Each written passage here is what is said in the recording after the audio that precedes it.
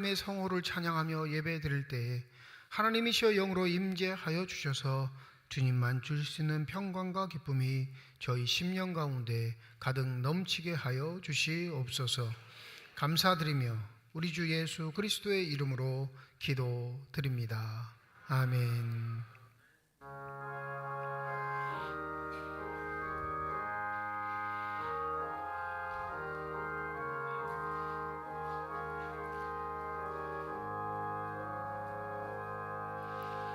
예수 우리 왕이여, 이곳에 오셔서 우리가 왕께 드리는 영광을 받아 주소서. 우리는 주님의 백성, 주님은 우리 왕이라. 왕이신 예수님 오셔서 좌정하사 다스리소서.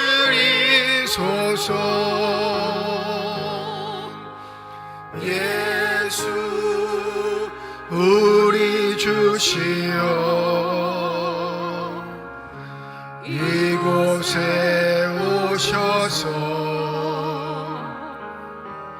우리가 주께 드리는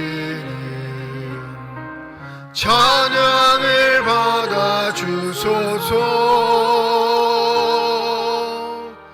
우리는 주님의 종들,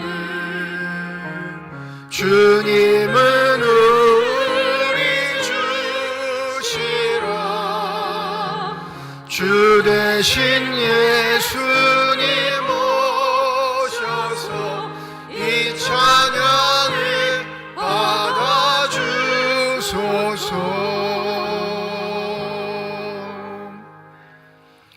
여호와는 나의 목자시니 그가 나를 푸른 풀밭에 누이시며 내 영혼을 소생시키시고 내가 사망의 음침한 골짜기로 다닐지라도 해를 두려워하지 않을 것은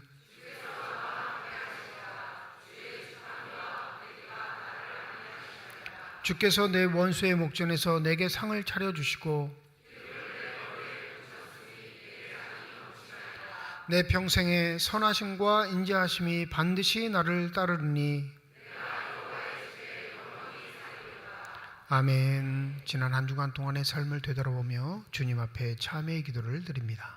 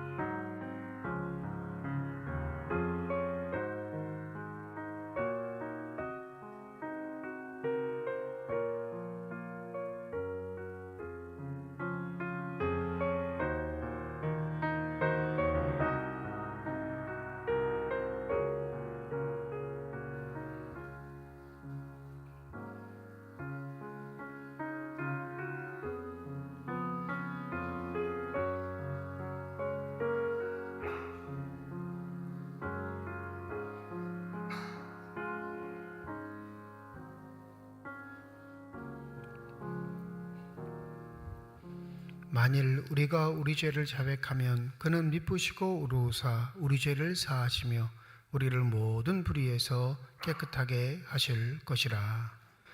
나는 전능하신 아버지 하나님 천지의 창조주를 믿습니다. 나는 그의 유일하신 아들 우리 주 예수 그리스도를 믿습니다. 그는 성령으로 잉태되어 동정녀 마리아에게서 나시고 본디오 빌라도에게 고난을 받아 십자가에 못 박혀 죽으시고 장사된 지 사흘 만에 죽은 자 가운데서 다시 살아나셨으며 하늘에 오르시어 전능하신 아버지 하나님 우편에 앉아 계시다가 거기로부터 살아있는 자와 죽은 자를 심판하러 오십니다. 나는 성령을 믿으며 거룩한 공교회와 성도의 교제와 죄를 용서받는 것과 몸의 부활과 영생을 믿습니다. 아멘.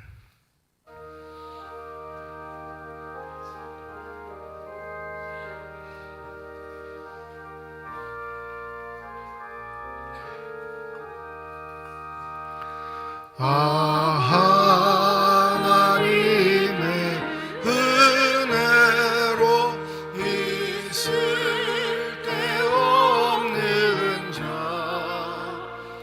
왜 구속하여 주는지 난 알 수 없도다.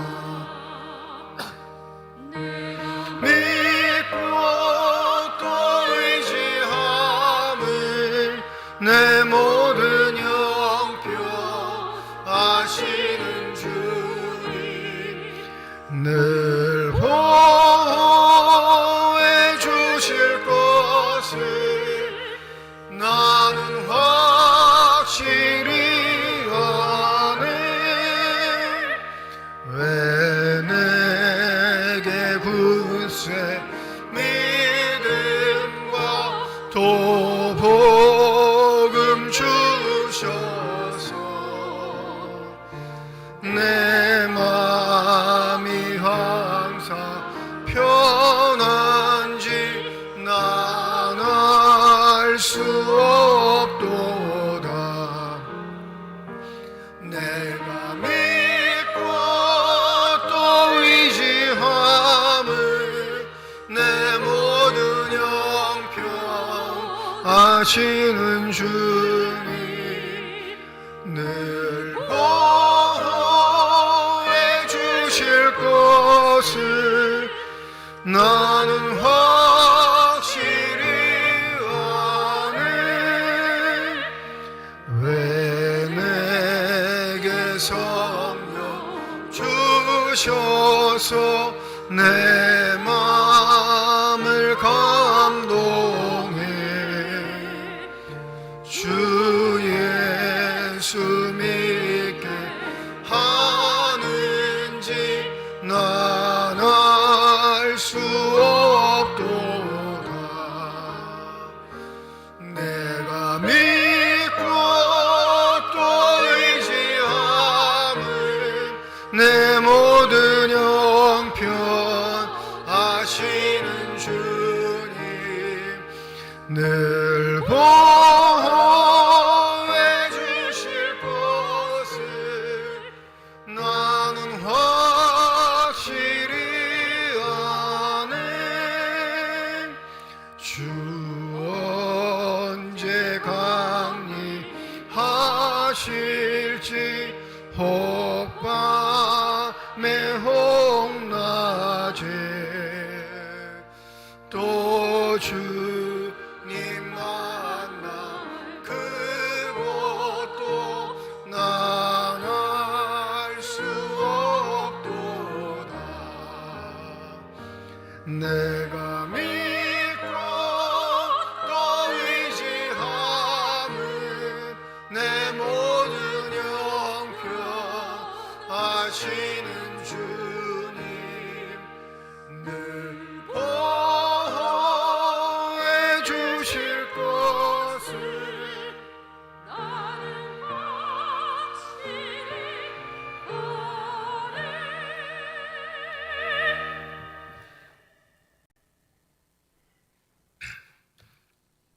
사랑과 은혜의 아버지 하나님, 거룩한 주의 날 주님께 예배하는 것이 얼마나 기쁘고 행복한지요.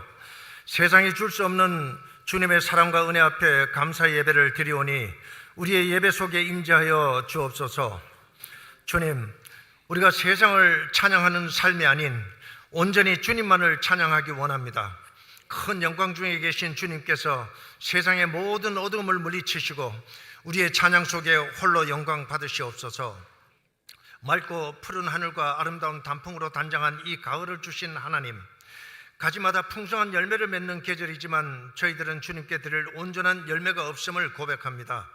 또한 하나님께서는 우리에게 어떤 상황 속에서도 거룩한 백성으로 살기 원하시고 세상 속에서 빛과 소금으로 살라고 말씀하셨습니다. 그럼에도 우리들은 세상과 구별되지 못하고 영적 무기력증에 빠져 살고 있사오니 용서하여 주시옵소서. 지난 시절을 되돌아보니 하나님께 부끄럽고 아쉬운 것밖에 없습니다. 좀 더 열심히 살 걸, 좀 더 성실히 살 걸, 좀 더 감사하며 살 걸 하는 생각이 듭니다. 어차피 흘러가는 시간이고 지나가야 하는 시간인데 왜 우린 허덕이며 감사하지 못하는지요? 사랑의 주님, 저희의 입술을 성령의 불로 정결케 하여 주시옵소서. 그리하여 주님을 감사하며 주님을 높이는 그런 삶을 살아서 찰나의 시간을 소중히 여기고 사소한 일에도 주님께 감사할 줄 아는 온전한 그리스도인이 되길 간절히 소망합니다. 하나님 아버지, 우리 교회의 모든 성도님들이 주님 안에서 행복할 수 있기를 원합니다. 평강과 화평의 은혜를 각 가정에 내려주옵시고 어르신들에게는 건강의 축복을 허락하여 주시옵소서. 또한 영아에서부터 청년에 이르기까지 교육 공동체에 속한 모든 이들이 예수님의 마음과 지혜를 닮아가게 하여 주시어서 하나님의 꿈이 모든 아이들의 비전이 되고 예수님의 인격이 아이들의 성품이 되어서 모든 아이들이 주님 주시는 선한 영향력을 펼치며 이 시대를 이겨내는 교회와 교육 공동체가 되길 간절히 원합니다. 그동안 꾸준히 인내하며 학업에 전념해온 수험생들을 위해 기도합니다. 지금까지 최선을 다한 만큼 시험의 결과로 인해 초조해하거나 불안해하지 않도록 저들의 마음을 평강 가운데 지켜 주시옵소서. 그동안 자녀들과 함께 인내했던 학부모들과 함께 수고했던 모든 이들이 주님께서 풍성하게 베푸시는 위로와 힘을 얻게 하여 주시옵소서. 지금 러시아와 우크라이나 전쟁 그리고 이스라엘과 팔레스타인의 전쟁으로 인해 수많은 사람들이 죽거나 다치고 있고 저들의 삶의 터전이 송두리째 파괴되고 있습니다. 그들을 위해 기도하오니 전쟁과 분쟁 속에 있는 모든 국가들이 싸움을 그치고 화해와 의견의 일체를 이루어 온 세상이 하나님의 통치 아래 사랑과 평화의 열매를 맺게 하여 주시옵소서. 갑작스럽게 찾아온 질병과 경제적인 문제 또한 말 못할 여러 가지 사정과 형편으로 인해 고난 중에 있는 성도들이 있습니다. 주님께서 한 분 한 분 직접 찾아주시고 지치고 힘든 성도들의 마음을 어루만져 주옵소서. 고난 중에서도 주님의 위로와 능력으로 치유되는 놀라운 역사가 일어나게 하여 주시옵소서. 오늘도 주님의 말씀을 대언하시는 목사님을 축복하여 주시고 말씀을 듣는 저희의 심령이 아멘으로 화답하게 하여 주시며 말씀의 은혜를 입술로 고백하며 기억하고 행함으로 하나님의 사랑함을 증거하는 모든 성도들이 되게 하여 주시옵소서. 시온 찬양대의 찬양을 기쁨으로 흠양하시고 찬양대의 찬양이 울려 퍼지는 모든 곳에 평화와 은혜의 물결이 넘치게 하여 주옵소서. 이 시간도 예배를 위해 수고하는 많은 손길들을 축복하여 주옵시고 오늘 또 우리의 등 뒤에서 불꽃 같은 눈길로 지켜주시는 예수님의 이름으로 기도드리옵나이다. 아멘.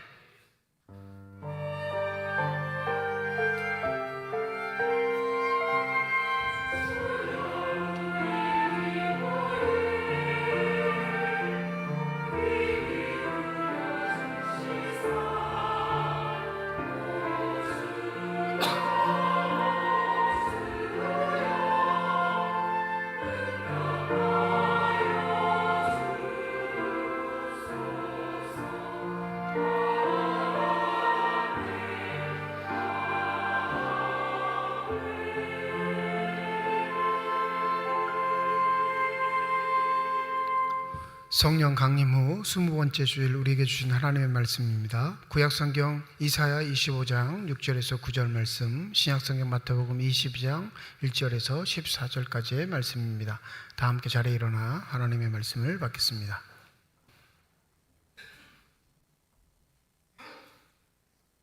오늘 우리에게 주시는 하나님의 말씀입니다.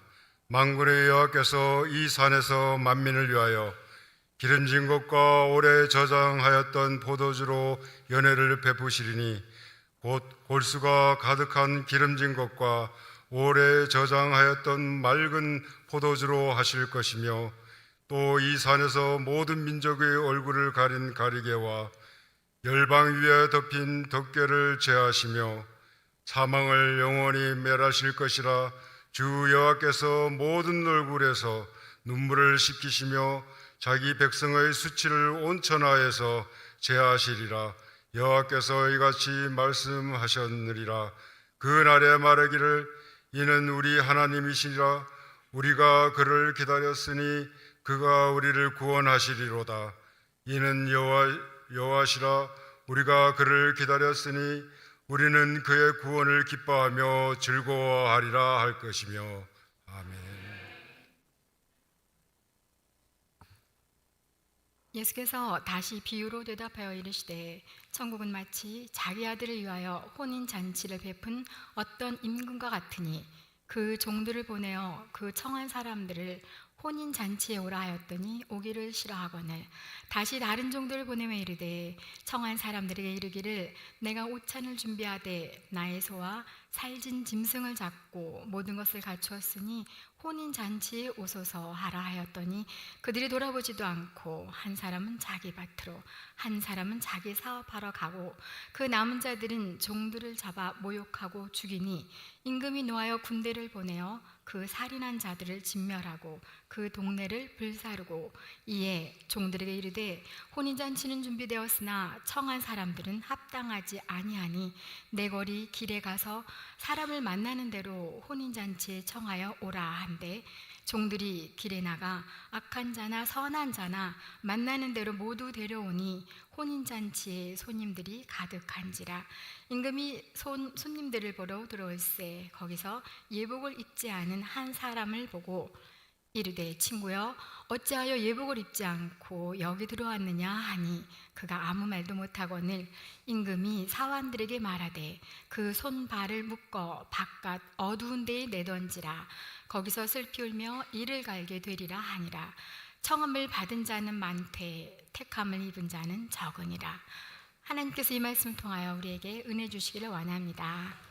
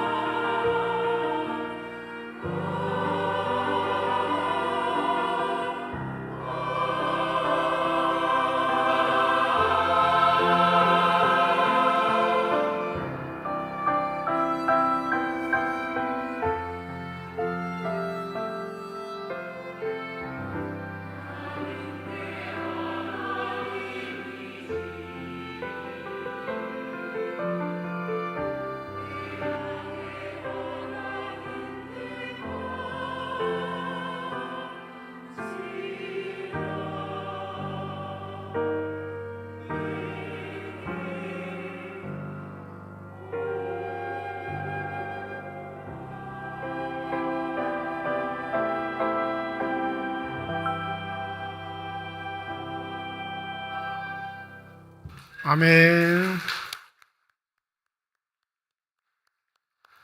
기도하겠습니다. 이 시간 우리들의 눈을 열어주시사 주 형상 바라보게 하여 주시옵시고 우리들의 귀를 열어주셔서 주 음성 듣게 하여 주시옵소서. 닫혀진 우리의 심령의 문이 성령의 은혜 가운데 활짝 열려지게 하여 주셔서 하나님 아버지 마음속에 품고 계시는 기쁨과 평안과 만족이 넘치는 복된 시간이 되게 하여 주시옵소서. 감사드리며 우리 주 예수 그리스도의 이름으로 기도드립니다. 아멘. 포로 로마로라는 아주 작은 도시에서 시작한 왕국이 아시아, 북아프리카, 유럽을 제패하고 수천 년 동안 제국을 이루어 나라를 승승장구하게 했던 것이 우리가 잘 알고 있는 로마 제국입니다. 이 로마 제국은 세 가지 정치 체제의 변화가 있었죠. 처음에는 왕정이었어요. 왕이 직접 통치하는 나라였다가 이 도시국가일 때는 왕정이었다가 공화정으로 바뀝니다. 원로원이 모든 행정 정치를 관장하고 통치자는 하나를 세우지만 우리가 알고 있는 절대 황제, 군주라는 개념보다 시민들 중에 첫 번째 되는 사람 정도. 그래서 이 황제는 반드시 원로원의 허락도 받아야 되지만 시민들의 허락을 받아야 황제로 일할 수 있었습니다. 이 공화정이 끝나고 난 다음에 우리가 잘 알고 있는 우리가 지금 황제라고 칭하는 그 절대 군주정이 시작되게 된 거죠. 근데 이 절대 군주정에서도 중요한 게 뭐였냐면 황제가 자신의 권력을 함부로 휘두를 수 없게 여전히 원로원의 허락과 로마 시민들의 허락을 받아야 하는 전제 조건이 있었습니다. 가장 중요한 게 뭐냐면요, 정통성이에요. 저 황제가 원로원 출신의 자녀이냐, 그 가문이냐, 그 족속이냐를 따졌어요. 그러니까 대부분 황제들이 무슨 일을 벌이냐면 자신 후대의 사람을 뽑을 때 자신이 아들이 없으면 세습이 되지 않으니까 양자를 삼아서 좋은 가문의 자녀들을 황제 밑으로 양자 아들로 입양합니다. 그리고 정통성을 잇는 황제를 만들어주는 게 일이었죠. 자신에게 주어진 권위, 그것이 원로원으로부터 시민으로부터 오는 걸 굉장히 꺼려하고 답답해한 그 로마 황제가 한 명 있었는데 그 사람이 누구였냐면 콘스탄티누스 대제입니다. 기독교를 공인했던 사람. 기독교 교회에서는 너무너무나 칭송해서 대제, 그레이트라는 단어를 붙여준 이 황제인데 이 콘스탄티누스는 뭐가 고민이었냐면 족보가 좋지 않았어요. 자기 선조들이 로마 제국과는 상관이 없는 사람, 동방에서 태어난 사람.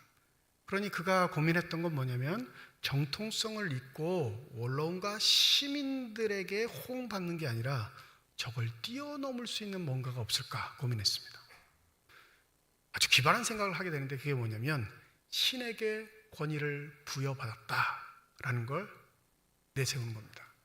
그래서 이 로마 제국이 급격하게 쇠퇴하는 것 중에 한 가지가 뭐냐면 기독교를 공인한 요인이 있다라고 발표하는 역사학자들도 있죠. 나는 원로원에서 시민들이 세운 황제가 아니라 누가 세운 황제다? 신이 세운 황제다를 주장하며 기독교를 공인하게 됩니다. 이 아이러니한 건 이 콘스탄티누스 제제가 세례를 받지 않았습니다. 자신이 전 재산을 교회에 기증하고 교회를 세우고 수도원을 만들고 많은 이 믿음의 일들을 하는데 살아있을 동안에는 세례를 받지 않고 죽기 직전에 세례를 받았어요.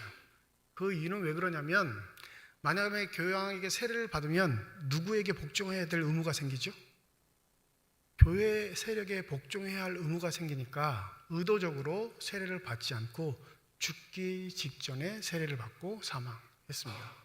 그래서 기독교계에서는 이 콘스탄티누스 대제를 그리 좋은 눈으로 바라보지 않습니다. 정치적으로 교회를 이용했던 사람, 자신의 권력 때문에 신을 등장시킨 사람, 이렇게 평가하는 경우가 많죠. 사람이 살아가면서 그 권위가 어디에서부터 오느냐, 그 권위를 준 자가 누구이냐라는 건 굉장히 중요한 문제일 때가 많습니다. 오늘 본문 마태복음 22장 1절부터 14절까지 등장하는 이 비유는 천국에 관한 비유이긴 하지만 이 비유가 나오기까지 전제를 살펴보면 성전에서 가르침을 베풀고 있던 예수에게 종교 지도자들이 다가와서 너에게 누가 그렇게 가르칠 수 있는 권위를 줬느냐 이 묻는 질문에서부터 시작되죠. 그러니까 이 권위에 대한 질문을 예수께서 마태복음 22장에서는 천국의 비유로 종결짓고 있다라는 사실을 우리가 좀 유념해야 할 겁니다.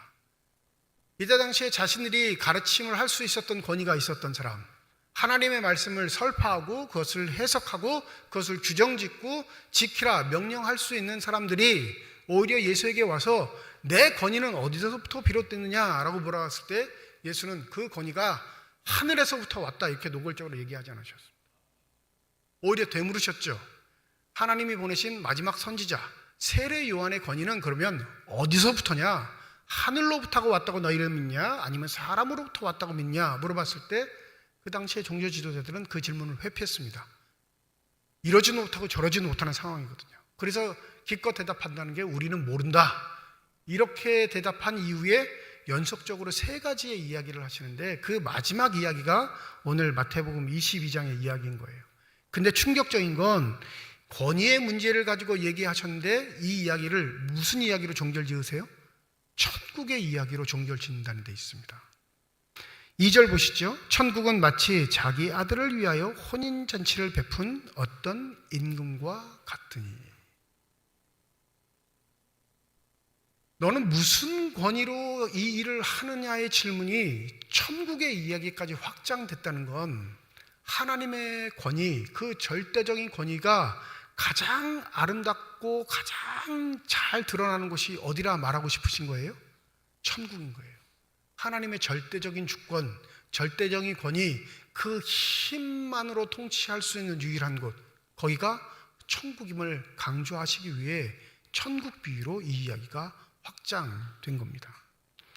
한 나라에 임금이 있었습니다. 그 임금에겐 아들이 있었는데 아들이 결혼식이 준비되어 있습니다. 결혼식이면 손님들을 많이 초대해야 될 거 아니에요. 그럼 한번 생각해 보세요. 왕이 벌이는 잔치니까 아무나 들어올 수 있을까요? 아니면 신분 제한이 있을까요? 당연히 신분 제한이 있죠. 한분 여쭙죠. 역대 대통령 아들 결혼식에 다녀와 보신 분 초대받으셔서. 현대 세계에도 어려운 일이에요.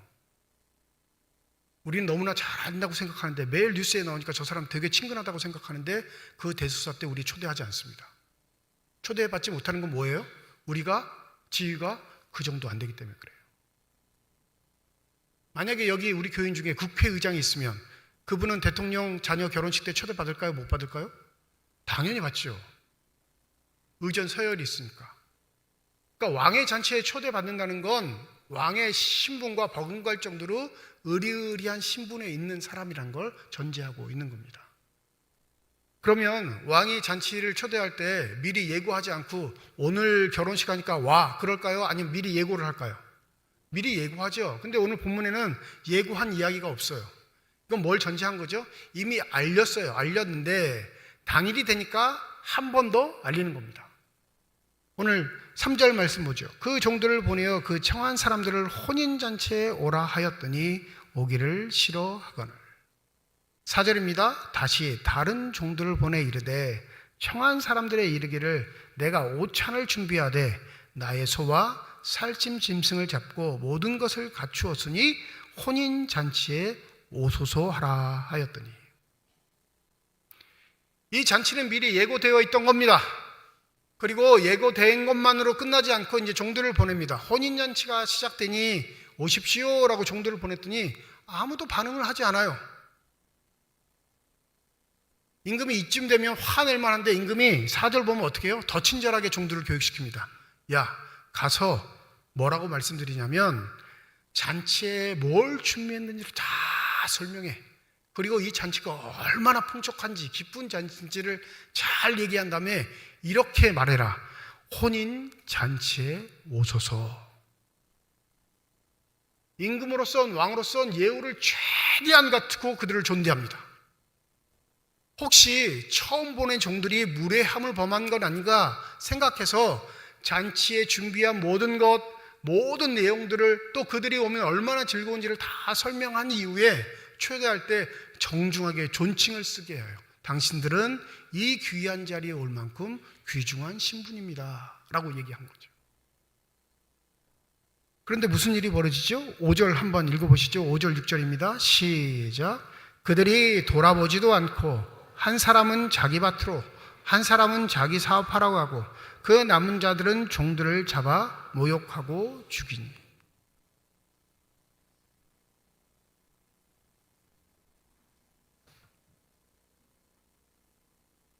한번 보세요. 임금은 그 신하들이겠죠. 신하들을 초대할 때 미리 예고했습니다. 우리 아들이 이때 장가가요. 같이 와서 혼인잔치에 즐겁게 참여해 주십시오. 미리 예고하고 당일에서 종들을 보내는데 반응이 없으니까 혹 내 종들이 무례했나? 이들이 그의 신분에 걸맞게 대접하지 못한 건 아닐까? 그래서 아주 자세하게 교육하고 그들에게 가서 알리라 말합니다. 그리고 모실 때는 오소서라고 하고 정중하게 모셔라까지 교육을 시켜서 보냈어요. 그런데 그들의 반응이 어땠죠? 돌아보지도 않고. 왕의 명령이면 여러분 그 명령 앞에 무릎 꿇지 않을 사람이 단 한 사람도 없을 텐데도 불구하고 이들은 왕의 친절을, 왕의 예의를 무례함으로 바꿔버립니다. 대꾸도 하지 않죠. 자기 일이 바쁘다는 거예요. 어떤 사람은 일하러 가고요, 어떤 사람은 사업하러 가고, 또 어떤 사람들은 종들이 귀찮게 한다 해가지고 모욕하고 죽여버립니다. 여러분, 이러면 왕이 처할 수 있는 방법은 뭘까요? 7절 한번 읽으시죠. 7절입니다. 시작. 임금이 노하여 군대를 보내어 그 살인한 자들을 진멸하고 그 동네를 불사라. 혼인잔치 날 어마어마한 일이 벌어져요. 대학살이 벌어집니다. 왕의 의도와는 상관없이, 뜻과는 상관없이 그 왕의 초대를 거부하고 모욕했던 모든 자들을 왕이 진멸해 버립니다. 이건 역사적인 사건을 이야기하고 있는 거예요. 무슨 사건? 이스라엘이 하나님을 배반하고 거부했던 사건. 그 하나님은 누구시죠? 보이지 않는 하나님이 아니라 보이는 성자 예수 그리스도를 부인한 것을 말합니다.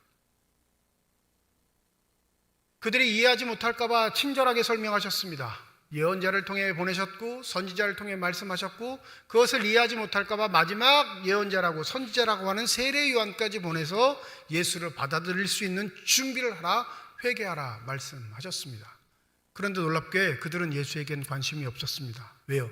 자기 일이 중요했거든요. 지금 내 사업이 중요하거든요. 내 계획이 중요하지 하나님 따위가 내 삶에 개입해서 이래라 저래라는 걸 싫어했던 겁니다. 이 자꾸 귀찮게 하니까 무슨 일을 벌여요? 보낸 메신저들을 죽여버립니다. 하나님이 보내신 자, 하나님이 선택하셔서 보내신 자들을 죽이는 대로 꺼리지 않는 사람들, 그게 이스라엘을 대부분 통치하고 있었던 사람들의 사고 방식이었습니다. 이 7절이 무서운 건 뭐냐면 임금이 어떻게 했대요? 화가 나서 군대를 보내가지고 그 거부했던 모든 자들을 다 죽여버렸다, 그렇게 기록합니다. 8절에 보면 이렇게 말합니다. 종들에게 이르되 혼인잔치는 준비되었으나 청한 사람들은 합당하지 아니하니. 처음에는 왕의 잔치에 올 수 있었던 유일한 신분의 사람들이었습니다. 교양도 있고요, 재산도 있고요, 배운 것 많고요, 왕과 대화가 충분히 통할 만큼 그 잔치의 자리에 딱 알맞는 사람이었는데 왕이 뭐라고 판단하냐면 그들은 합당하지 않다, 이렇게 얘기합니다.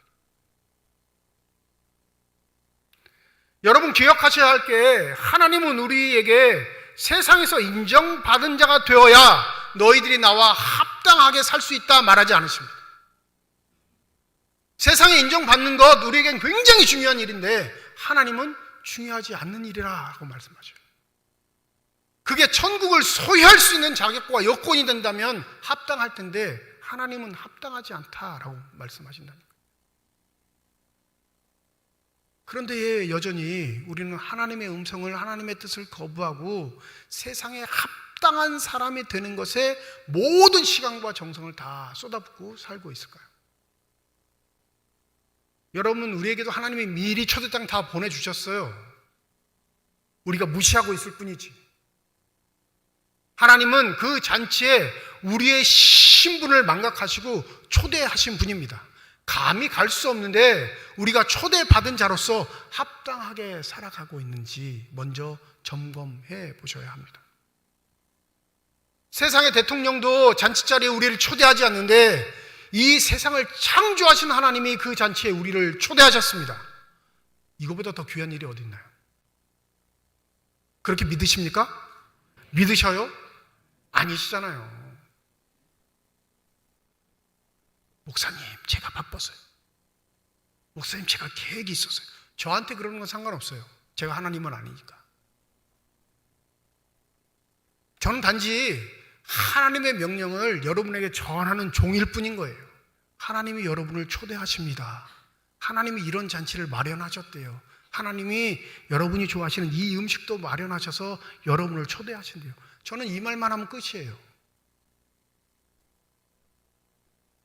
그런데 여러분 삶의 태도에서 뭐 하죠? 제가 바빠가지고요. 지금은 안 되고요. 제가 계획하는 게 있어가지고. 그게 누구의 초대인지를 망각하고 내 의지와 뜻대로 살아가는 게 아름답고 복된 삶이라고 우리에게 세뇌시켜준 세상의 방식에 우리가 점철되어 살아갑니다. 그러니까 이 죽임당한 사람들, 첫 번째 초대받은 사람들, 이 합당하지 않다고 여김을 받은 사람들을 우리가 무시할 필요가 없어요. 왜요? 우리도 매일반 그렇게 살아가거든요. 한번 볼까요? 왕이 그 다음에 어떻게 하는지. 이렇게 대학살을 벌였는데 왕은 잔치를 취소하지 않습니다. 종들에게 뭐라고 하지요? 9절 한번 읽어보시죠. 9절입니다. 시작.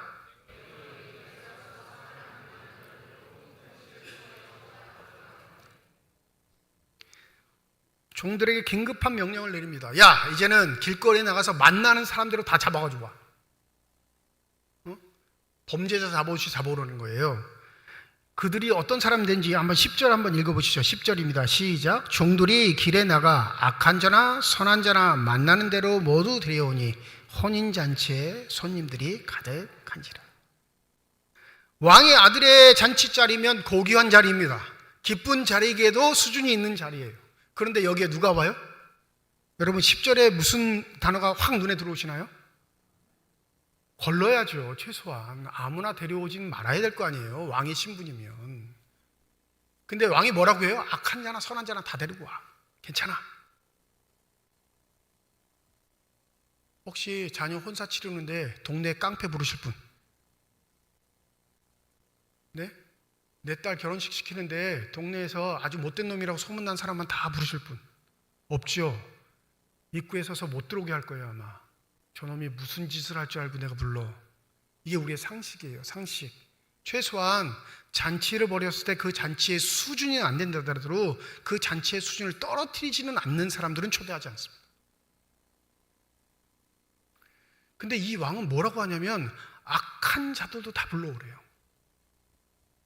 누가복음에 보면 더 충격적입니다. 동일한 그 내용 누가복음 14장 21절에 보면 종이 돌아와 주인에게 그대로 구하니 이에 집주인이 놓아여 그 종들에게 빨리 시내 거리와 골목으로 나가 가난한 자들과 몸 불편한 자들과 맹인들과 저는 자들을 데려오라 하니라. 근데 누가복음은 뭐라고 하는지 알아요? 이런 소외된 자들, 외면당한 자들, 성전에도 들어가 예배드리지 못하는 자들을 다 잔치에 채웠는데 채워졌을까요? 안 채워졌을까요? 안 채워져요. 누가복음에. 그래서 22절 보면 종이 이르되 주인이여 명하신 대로 하였을 때 아직도 자리가 있나이다. 주인이 종에게 이르되 길과 산 울타리로 가서 나가서 사람을 강권하여 데려다 내 집을 채우라. 뭐라는 게 끌고 오라는 거예요. 무조건 다. 아무나.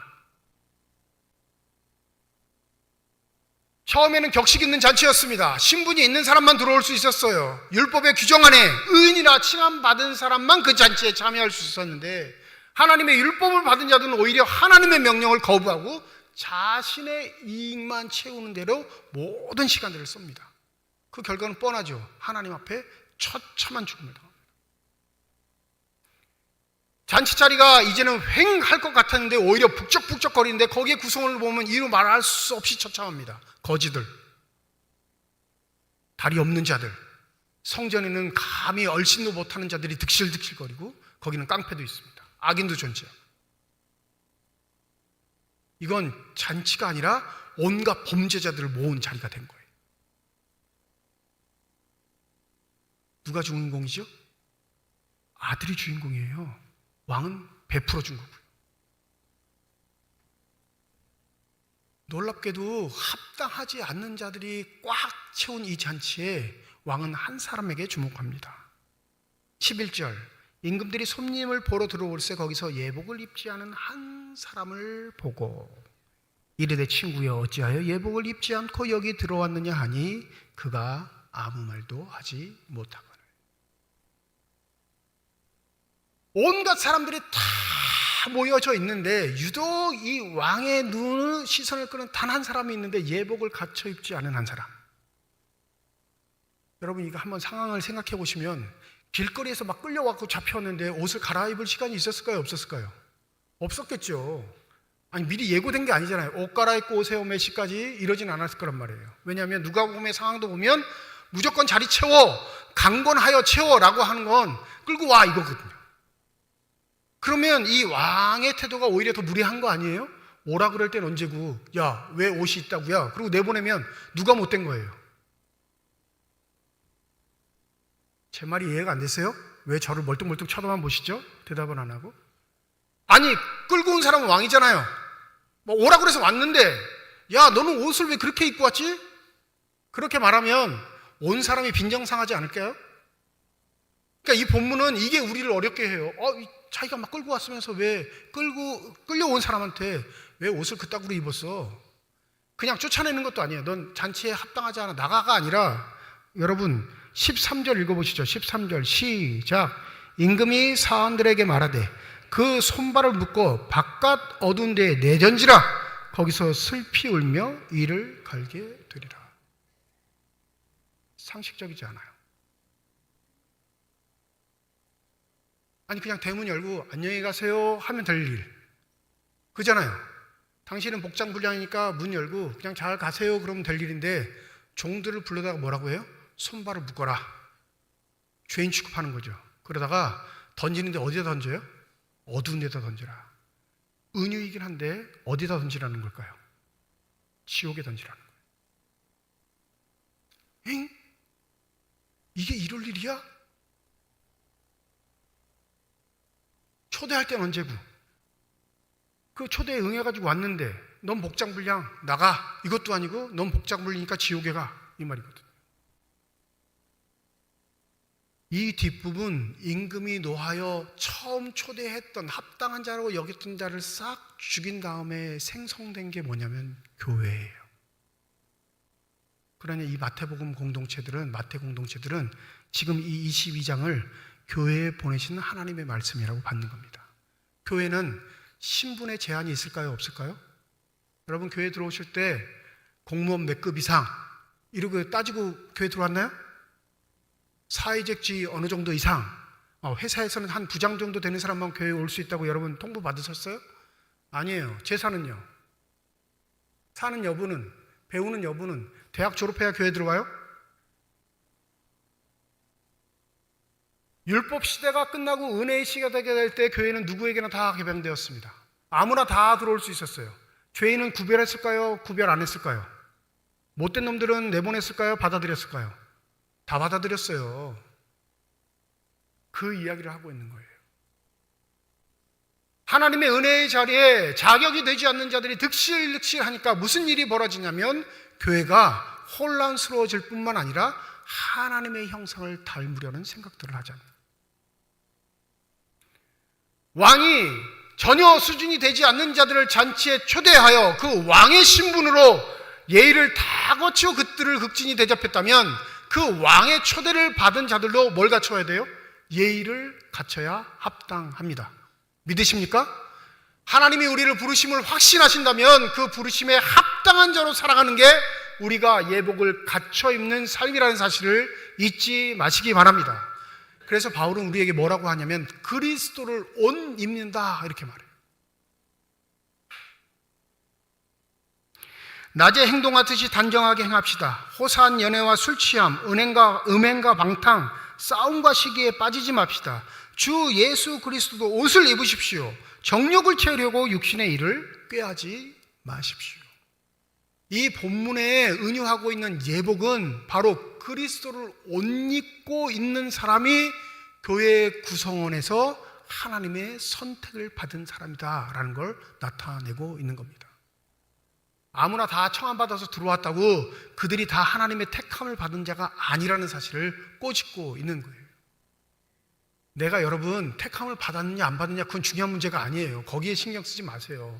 정말 신경 써야 될 일이 있다면 내가 하나님의 은혜를 받은 자로서 그 은혜를 예의를 갖추어 합당하게 하나님을 대우하고 있는가를 생각하시면 반드시 내 마음속에 하나님께서 구원받은 자로 확신해 주실 줄 믿습니다. 무리한 사람 많아요. 자신이 처한 공동체가, 자신이 초대받은 자리가 어떠한 자리인지도 모르고 무례하게 행하는 사람이 많습니다. 교회에서 왜 싸움이 일어나는 줄 아세요? 온갖 사람들이 다 모여 있으니까 싸움은 당연히 일어나는 거예요. 근데 싸움이 벌어질 곳이 어떻게 정리가 되냐면 그곳의 주인이 하나님이라는 사실을 인식하기 시작할 때 그곳의 문제들은 정리가 되기 시작합니다. 왜요? 누가 판단하셔요? 하나님이 판단하신 거라. 그럼에도 불구하고 그 인식이 없는 사람들은 자신의 기질, 자신의 성격, 세상에서 했던 대로 그대로 교회에 생각합니다. 여러분 한번 생각해 보세요. 악한 자들과 선한 자들이 모였을 때 누가 이길까요? 악한 자들이 이길까요? 선한 자들이 이길까요? 선한 자들이 이긴다고 하시는 분은 아직 세상을 모르시는 분이에요. 악한 자들이 이깁니다. 야만족과 문화인이 싸우면 누가 이길까요? 야만족이 이기죠. 문화인과 야만인의 기준은 뭘로 판단하냐면 살인사건이 일어났을 때 그 살인사건을 보는 시선이 달라져요. 문화인들은 끔찍한 거랍니다. 양심의 발동이 걸려요. 그래서 이런 일들이 벌어지지 않는 체계와 제도를 만듭니다. 근데 야만족은 그렇지 않아요. 전혀 꺼리낌이 없습니다. 자기가 좋아하는 것만 취하면 돼요. 교회 내에도 있어요. 교회 내에도. 오늘 본문 보세요. 선한 자들만 구별해서 혼인잔치에 오게 해서 안 왔잖아요. 악한 자들도 오고 선한 자들도 오고 불구들도 오고 정상인들도 오고 여러 가지 상황, 복합적인 상황에서 성전 예배에서 다 배제됐던 자들, 사람이라 취급받지 못한 자들이 교회에 득실합니다. 그 교회 꼴이 되겠어요? 마태 공동체는 이 문제에 빠진 거예요. 이 함정에. 너희들이 하고 싶은 대로 하고 살지 마라. 이 모임의 거룩함은 왜 거룩하냐면 하나님 때문에 거룩한 것이다. 하나님이 너희들을 초대하셨다면 그 초대하신 분에 걸맞는 신분은 못 될 망정 예의는 갖추어야 하지 않겠느냐. 그게 기독교에서 말하는 거룩한 삶입니다. 바울은 빌립보서 3장에서 우리에게 자신의 신앙 상황을 이렇게 설명을 합니다. 형제 여러분, 나는 그것을 이미 얻었다고 생각하지 않습니다. 그러나 한 가지 일만은 분명히 하고 있습니다. 즉 뒤에 있는 것은 잊어버리고 앞에 있는 것을 잡으려고 그리스도 예수님 안에서 하나님이 위에서 나를 부르심의 부름의 상을 얻으려고 목표를 향해 달려가고 있습니다. 그러므로 믿음이 성숙한 사람들은 모두 이와 같은 생각으로 살아야 합니다. 나를 부르신 분, 나를 초대하신 분이 하나님이니까 과거에 내가 했던 모든 일들은 다 잃어버리고 그 부르신 분에게 합당한 대로 살 수 있는 최선을 다하는 삶, 그것을 바울은 경주하는 삶이라 이렇게 말합니다. 여러분은 어떤 경주를 하고 계십니까? 여러분, 교회 공동체 안에 들어왔다고 안심하지 마세요. 22장 이 말씀은 교회에 주는 말씀이세요. 초대받아서 왔다고 다 잔치에 참석할 수 있는 자격이 주어지는 게 아닙니다. 잔치가 벌어지기 직전, 잔치에 합당하지 않는 자들은 반드시 그 손발을 묶어 내어 던지는 상황이 벌어진다는 사실. 한번 묻죠. 여러분, 처음 초대했는데 오지 않은 사람들이 불행할까요? 초대받았는데 쫓겨난 사람이 불행할까요? 누가 더 불행하겠어요? 피차 매일반이에요. 불행한 건 마찬가지인데 충격은 누가 더 올까요? 잔치가 뭔지 보았던 사람. 처음에 자격도 되고 신분도 되고 돈도 있고 학력도 있고 힘도 있어서 초대받은 사람은 아예 안 왔는데 그 잔치가 어떻게 벌어진지 설명만 들었잖아요. 근데 초대받아서 쫓겨난 사람은 잔치의 형상을 눈으로 다 봤어요. 지금 벌어질 일이 뭔지 다 판단했단 말이에요. 그런데 쫓겨나면 누가 더 억울할까요? 초대받아서 쫓기는 사람이 더 억울한 거예요. 그걸 말씀하고 계시는 거예요. 우리의 믿음의 생활이 하나님의 나라를 향해, 하나님을 향해 성숙해지고 있는가? 하나님의 인격에 걸맞는 사람이 되기 위해 내 마음이 고양되어 가고 있는가? 그것을 위해 최선을 다할 때 교회는 그리스도의 평화로 하나 되는 줄 믿습니다. 제발 싸우시지 말라고 제가 부탁은 안 할게요. 싸울 수밖에 없는 상황들이 있으니까. 싸울 때 조심해야 될 게, 난 원래 이렇게 생겨먹었어, 이 말을 하시면 안 돼요. 그렇게 생겨먹었으니까 하나님 부르셔서 인격자로 다듬어 가시는 거예요. 믿으십니까? 싸움의 상황이 생기면 주께서 깨달음을 주시면 사과하세요. 미안합니다. 내가 아직도 부족해서, 내가 아직도 모자라서 여기밖에 되지 못하네요.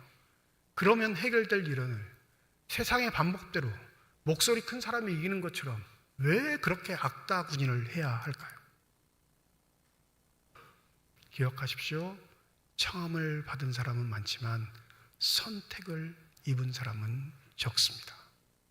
하나님은 그 선택하신 사람들을 통해 교회의 공동체를 하나님의 집으로 이루어 간다는 사실. 여러분은 청함받은 자입니까? 선택 입은 자들이십니까? 부디 청함도 받고 그 청함받은 사람 안에 선택을 입은 자들로서 아름답게 살아가시는 주의 사람들이 되시기를 주님의 이름으로 축원드립니다. 기도하겠습니다.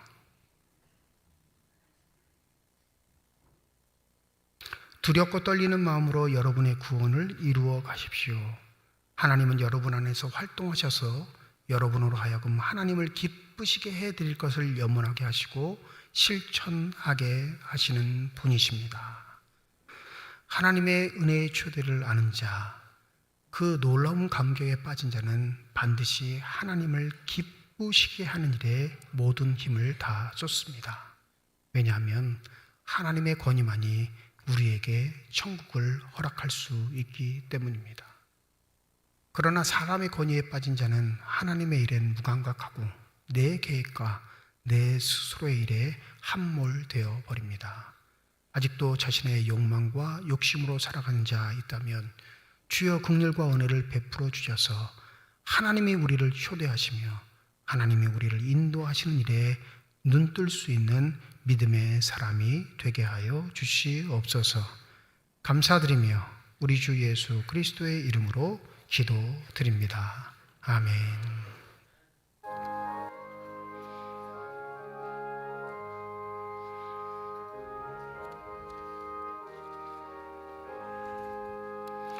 내 영혼의 햇빛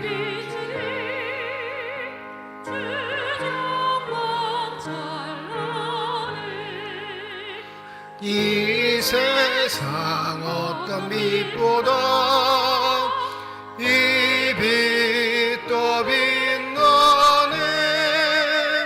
주의 영광 빛난 광채 내게 비춰 주시옵소서. 그 밝은 얼굴 배울 때 나의 영혼 기쁘다. 네 영혼의 희락이고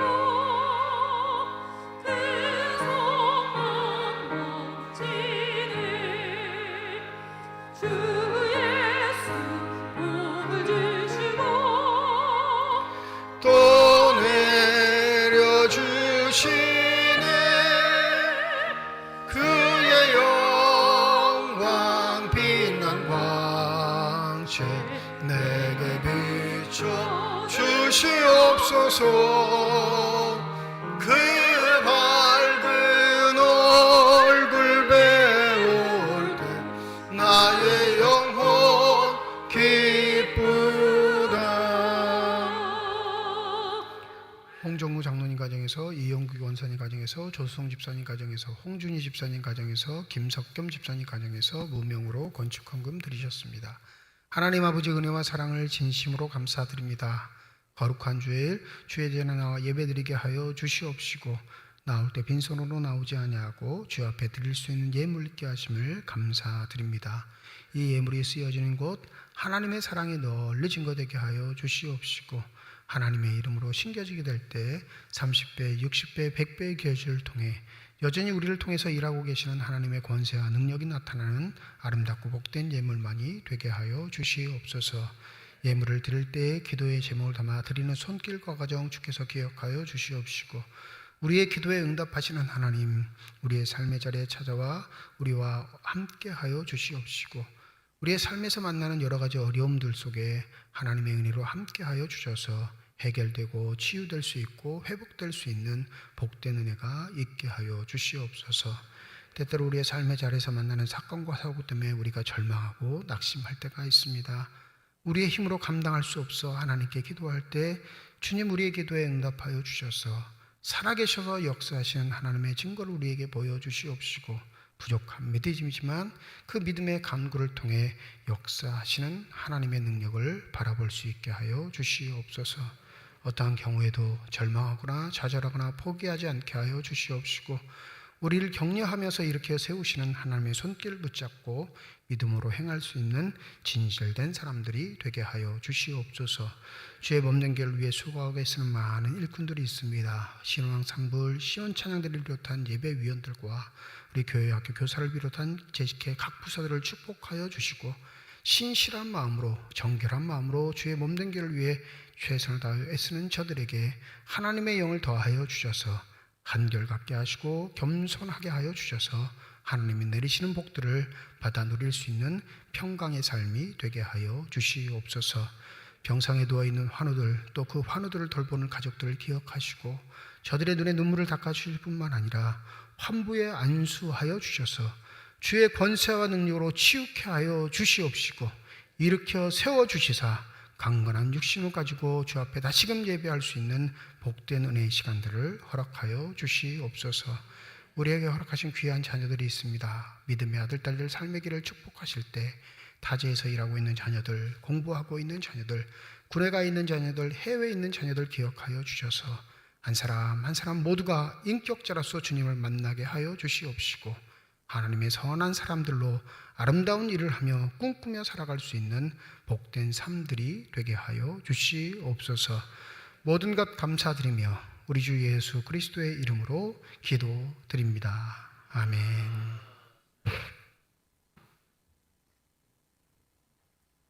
함께 인사하겠습니다. 하나님의 축복이 여러분과 함께. 네, 감사합니다. 옆에 분과 인사하시죠. 하나님의 축복이 옆에 계신 분과 함께. 네, 감사합니다. 오늘 우리 교회에 새 가족으로 등록해 주신 분 계십니다. 김종훈 안수집사님이 인도하셨는데 이정도 씨, 박비송 씨, 잠깐 자리에서 좀 일어나 주실까요? 네, 저기 맨 뒤에 오셨네요. 우리 박수로 환영하도록 하겠습니다. 네, 감사합니다. 고맙습니다. 네, 자리에 앉으시면 되겠습니다. 예배가 끝나신 후에 저하고 사진 촬영을 한번 하셔야 되거든요. 가지 마시고 잠깐만 기다리셨다가 함께 사진 촬영하시면 되겠습니다. 1 남선교회고요, 2 여전대입니다. 구역은 근덕구역이 되겠습니다. 우리 군덕구역장님 잘 챙겨주시면 감사하겠습니다.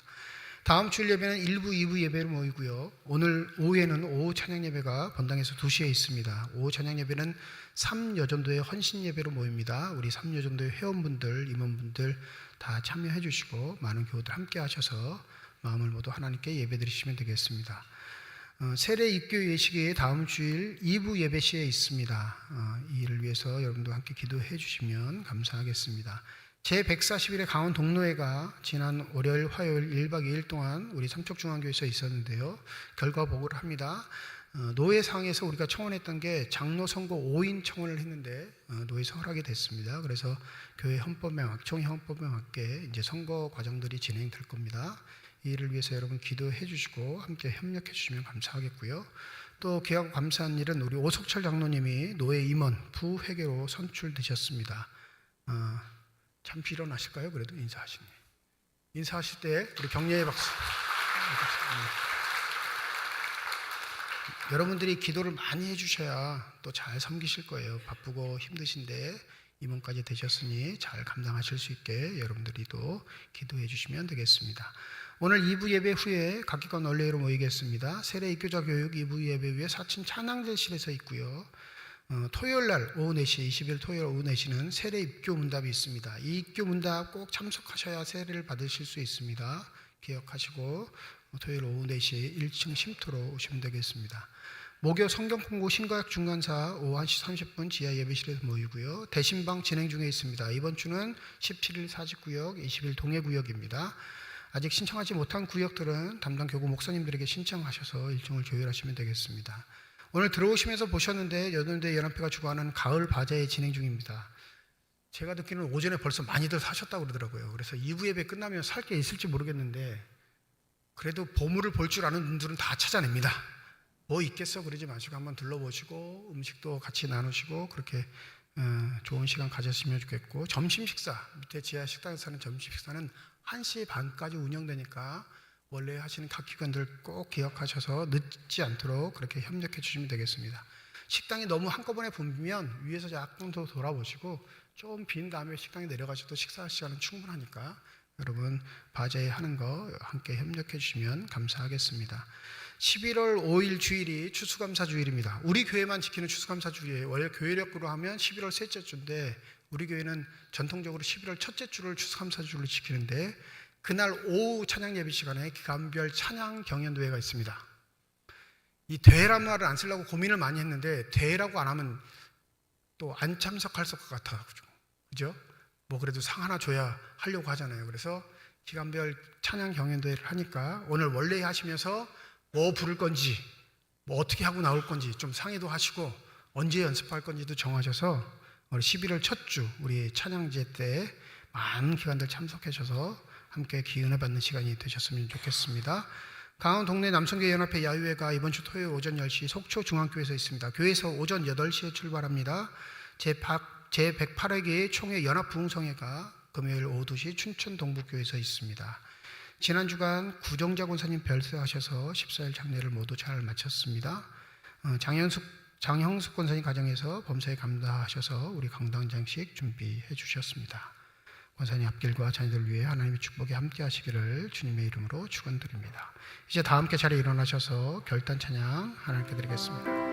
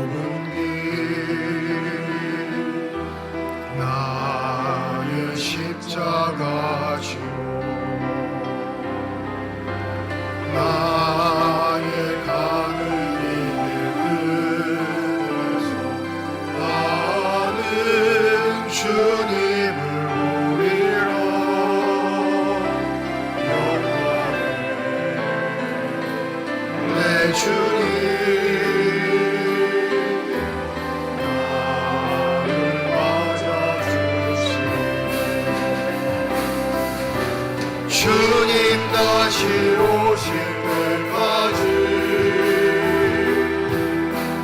나는 일어나 달려가리라. 주의 영광 온 땅 덮을 때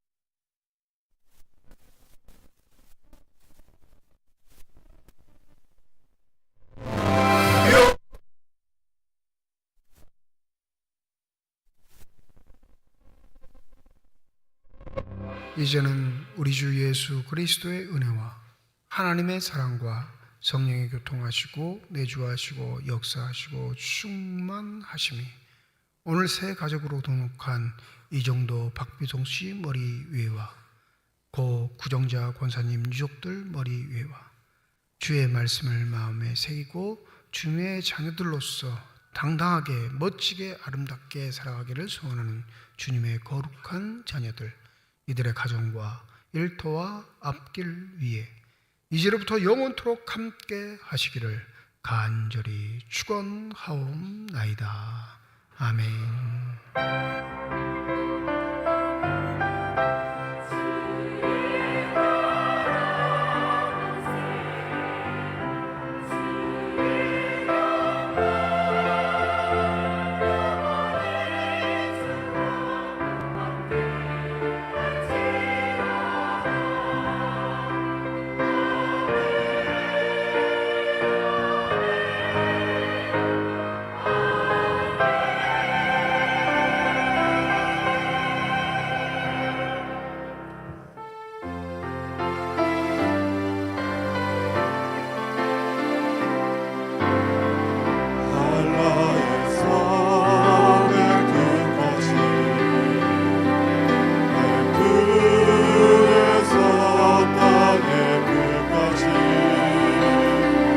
주님 오시리